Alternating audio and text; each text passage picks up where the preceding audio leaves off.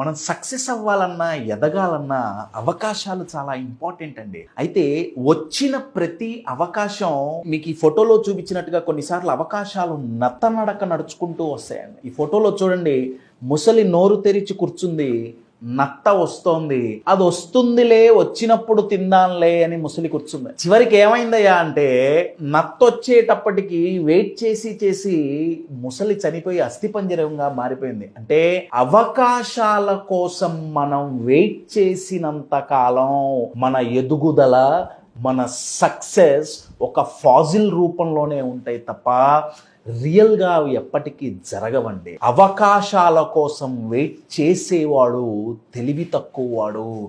కానీ తెలివైన వాడు ఏం చేస్తాడంటే, కొంచెం అవకాశం కనిపించినా సరే ఎదురు చూడకుండా ఎదురెళ్ళి పరిగెత్తి ఆ అవకాశాన్ని అందుకుంటాడు.